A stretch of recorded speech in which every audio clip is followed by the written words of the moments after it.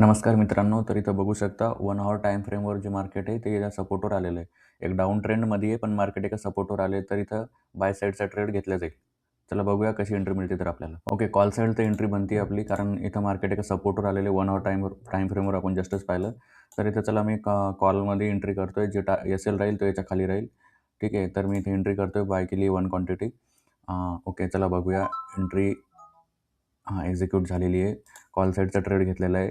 तर हा या सपोर्टच्या बेसिसवर घेतलेला आहे. मार्केटनं 1 हॉवर टाईम फ्रेमवर आपण थोड्या वेळेस पाहिलं की मार्केट तिथे एका सपोर्टवर आलेलं आहे.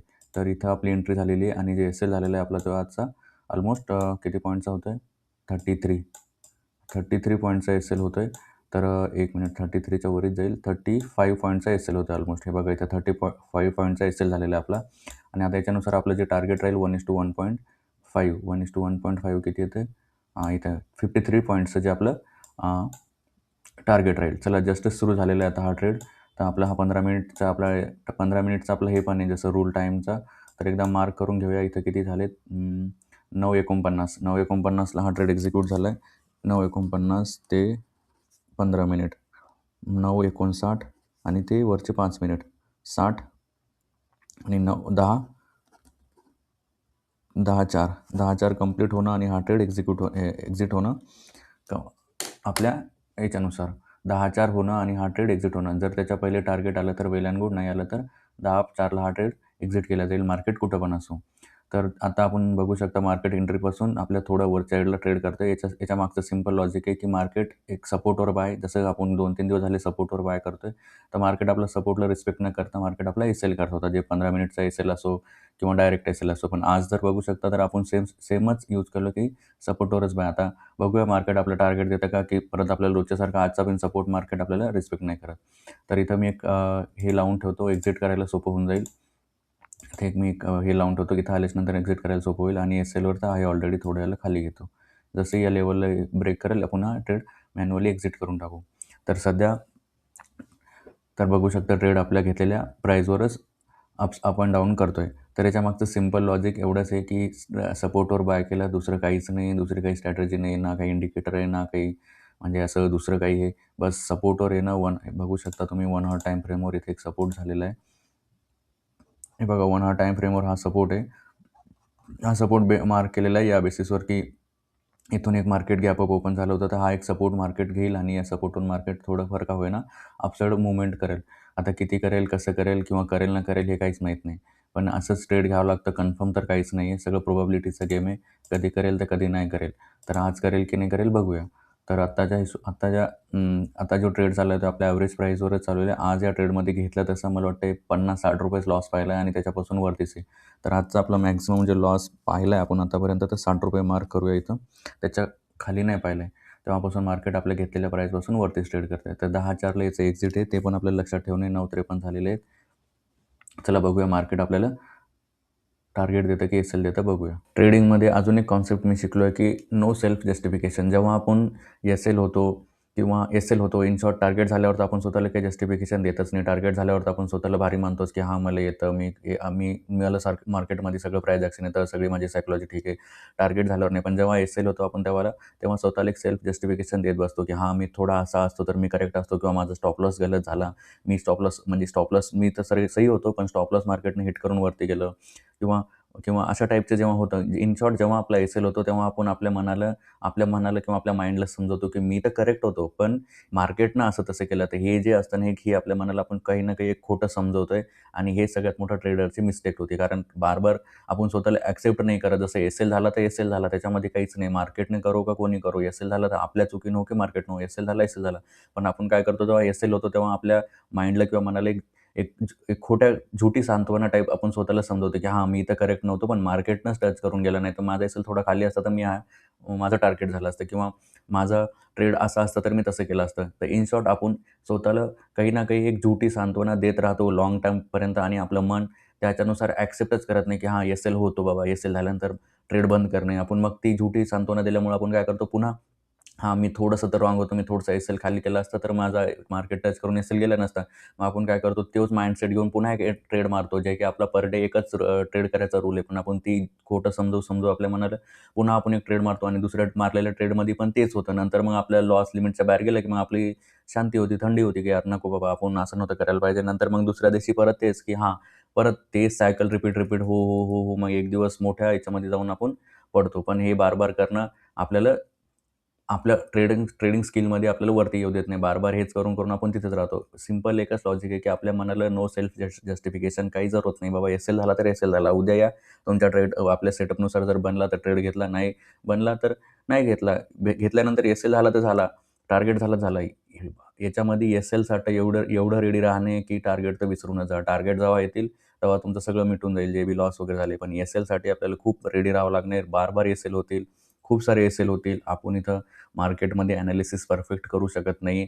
कारण मार्केटमध्ये एनालिसिस दुनिया बसली आहे. एनालिसिसच्या बेसिसवर कोणी जर असतं तर आतापर्यंत सगळ्यांना नंबर वन एनालिस्ट बसून हे सगळं गेम जिंकला असता. पण इथं एनालिसिसचा गेमच नाही आहे. जनरली आपण मार्केटकडे बघतो, की मार्केट असं तसं. पण इथं प्रॉब्लेम मेन आहे, की आपण कसे ते बघणे. आपण त्या गोष्टीसाठी रेडी आहे की नाही हे मेन आहे. आपण रेडी असणं नसणं म्हणजे याच्यामागचा म्हणायचा मीनिंग एवढाच आहे, की आपण आपले इमोशन किती झेलू शकतो, आपल्याला लॉस किती झेलू शकतो, आपण टार्गेटमध्ये किती आपण कसे राहू शकतो किंवा आपल्याला ही गोष्ट जर कंटिन्यू 2-4 वर्ष करायची असेल, तर आपण तेवढं टिकू शकतो का? आपलं तेवढं आहे का बाबा? कारण हे इथं इथं पूर्ण खेळ आपल्यावरच आहे. मार्केट काय त्याचं काम करायला जाईल, ते तर त्याला इमोशनलेस आहे. मार्केट काय मार्केटचं काम करेल. कधी एस-एल होईल, कधी टार्गेट होईल. तुम्हीच खालीवरी करता, एस-एल झाला की "अरे बाबा, एस-एल झाला, आता कसं होईल, काय होईल?" टार्गेट झाला की मग लगेच एकदम डायरेक्ट बाहेर येतं. पण त्या गोष्टी काही मॅटरच करत नाही ना. तुम्हाला एस-एल होणं चुपचाप, टार्गेट होणं चुपचाप. तुम्हाला म्हणजे आपल्याला, मी पण त्याच्यातलाच आहे. टार्गेट होणं चुपचाप, एस-एल होणं चुपचाप. कारण रिकामी उथल-पुथल करून आपण तेच होतं आणि हे जे बघतो आपण हे याच्याशी ट्रेडिंगचा काही संबंध नाही. बघतो म्हणजे जे इन शॉर्ट जे दाखवलं जातं सोशल मीडियावर याचा ट्रेडिंगशी काहीही संबंध नाही. काहीही संबंध नाही, झिरो संबंध आहे. इथं ट्रेडिंगशी एवढाच संबंध आहे, की तुम्ही तुमच्या ट्रेडला कसं मॅनेज करता इमोशनली, बस एवढाच संबंध आहे. तुम्ही जर कंटिन्यू 10 दिवस लॉसमध्ये तर तुम्ही 11व्या दिवशी पुन्हा वापस सेम त्यानं ट्रेड करू शकता का? जर नसेल करत तर तुम्ही कुठं ना कुठं स्वतःमध्येच पहा. आपल्यामध्येच पाहावं लागते आपल्याला. कारण मार्केटच्या जागी करेक्ट आहे. मार्केट आज नाही, खूप वर्षापासून आहे आणि खूप वर्षापासून राहणार आहे. त्यांच्यानुसार मार्केट करेक्ट. आपल्याला आपले इमोशन करेक्ट करणे आणि हे बार-बार एकच गोष्ट रिपीट केल्यानं होतं. याचं एकच सोल्युशन आहे, की एकच गोष्ट बार-बार रिपीट केल्यानं होतं. याला खूप सारा विश्वास ठेवावा लागतो. असं नाही, की आज केलं, उद्या नाही केलं किंवा 10-12 दिवस एस-एल झाला किंवा महिनाभर एस-एल झाला किंवा 3 महिने एस-एल झाला, की यार मग हे वर्क नाही करत, असं नाही.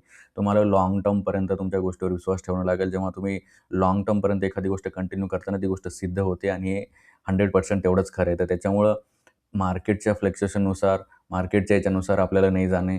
मार्केट हे इन शॉर्ट मी एवढंच म्हणेल, की जे पण आपण मार्केटला दोष देतो, ते मार्केटला दोष देऊ नका. हे मार्केटवर दोष देण्याचं काही कारण नाही आहे. ट्रेडिंग म्हणजे डायरेक्टली प्रोपोर्शनल टू आपण आहे, की आपण काय करतो हे मेन आहे याच्यामध्ये. आपण आपले रूल किती सांभाळतो, एवढा लॉस झाला, तेवढा लॉस झाला. सरळ एक क्वेश्चन आपण जर आपल्याला विचारला, की बाबा हे लॉस जे झाला तर काय रूल सांभाळून झाला, की रूल न पाळता झाला? एकच आन्सर असतं, रूल न पाळता झाला.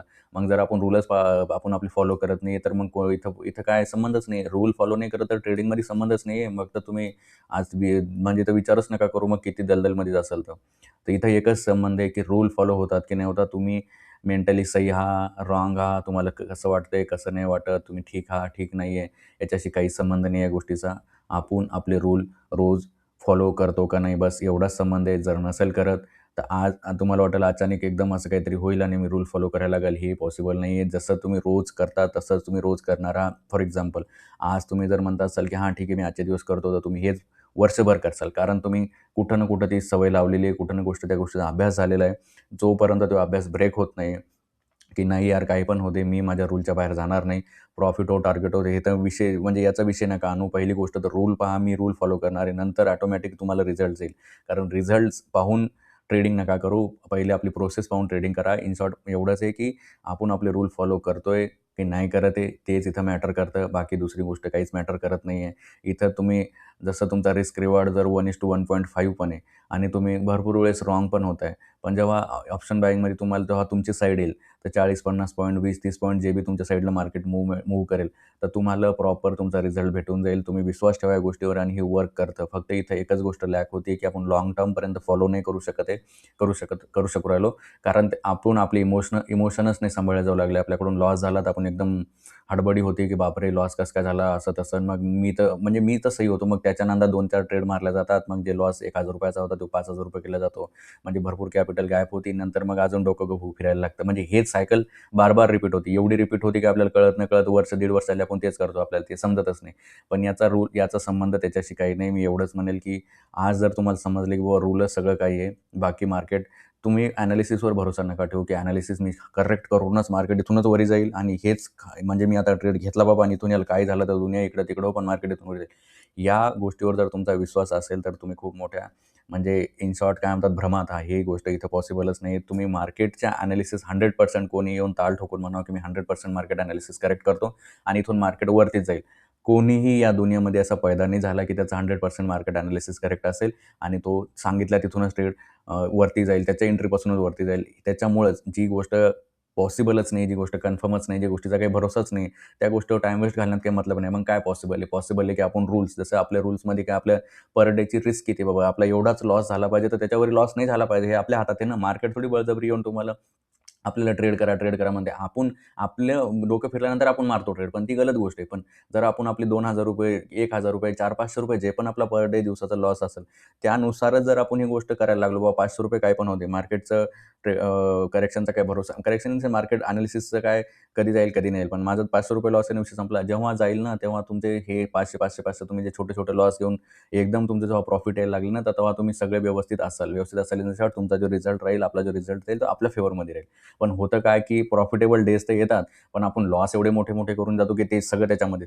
ज्या दिवशी रॉंग होतो, त्या दिवशी एनालिसिस रॉंग तर रॉंग. ज्याचा काही भरोसाच नाही 1% ही करेक्ट होईल, त्याच्यावर एवढं डोकं लावून स्वतःला एवढं हे करण्याची काही मतलबच नाही ना, राईट? तर चला आता 10 वाजून 2 मिनिटं झालेत. अजून 2 मिनिटं आहेत आपल्याकडं. 2 मिनिटानंतर आपण ह्या ट्रेडला एक्झिट करणार आहे. जे पण असेल ते रिझल्ट आपण रिझल्ट नाही बघणार आहे. कारण आपल्या टाईमनुसार, आपल्या प्रोसेसनुसार 10:04ला ह्याचा एक्झिट होता. अजून 10:02 झालेत, तर 10:03 आणि 10:04 जेव्हा कंप्लीट होतील, आपण हा ट्रेड एक्झिट करून टाकू. बघूया अजून 10:03 झालेत. आता 1 मिनिट आहे मार्केटकडे, की मार्केट एका मिनिटामध्ये काय करतं. ओके, बस एवढंच आहे. बाकी मला तरी नाही वाटत दुसरं काही आहे. दुसरं तुम्ही कितीही डोकं लावलं आपण तर शेवटी झिरोच आहे. कारण मार्केट तुम्हीच विचार करा किंवा बघा, की आतापर्यंत आहे का कोणी टॉप एनालिसिस्ट, की ज्यानं त्याच्यानुसार मार्केट वर्क केलं किंवा त्यांना म्हणल्यानुसार तसं झालं. हे कोणीच नाही आहे, कोणीच नाही आहे. जर कोणीच नाही आहे, तर मग कशाला आपण बनायचं? कारण पॉसिबलच नाही आहे. मार्केटमध्ये सगळ्याच्या डोक्यानुसार बाय सेल होणार आहे. कोणाला बाय वाटेल, कोणाला सेल वाटेल. तर आता किती डोके बायवाले मिळतात, किती डोके सेलवाले मिळतात. आणि त्याच्या बाद अजून पण गोष्टी मॅटर करतात. खाली तेवढंच नाही. तर त्याच्यामुळे त्याच्यात काही जास्त डोकं लावण्यात मजा नाही. जेवढं आपण आपल्या माइंडला, आपल्या दिमागाला आपण आपले इमोशन कंट्रोल करून ट्रेडिंग करू, तेवढं आपण या ट्रेडिंगमध्ये सक्सेस होऊ. अदरवाईज इथं दुसरा काही सोल्युशन नाही, की बाबा मी खूप दिवस झाले लॉसमध्ये आता मार्केटला समजेल आणि मी प्रॉफिटेबल होईल किंवा मी खूप दिवस झाले परेशान आहे किंवा झालं 10-4 झाले. आता हा ट्रेड मी एक्झिट करून टाकतोय. जय श्रीकृष्ण. धन्यवाद मित्रांनो. 10-4 झालेत आणि हा ट्रेड आपल्या टाईमनुसार एक्झिट झाला आहे. तर आजचं बघू शकता तुम्ही. ₹341 जे पण एक लॉटमध्ये प्रॉफिट झाले. चला धन्यवाद. जय श्रीकृष्ण. तुमचा दिवस कसा होता कमेंट बॉक्समध्ये सांगा.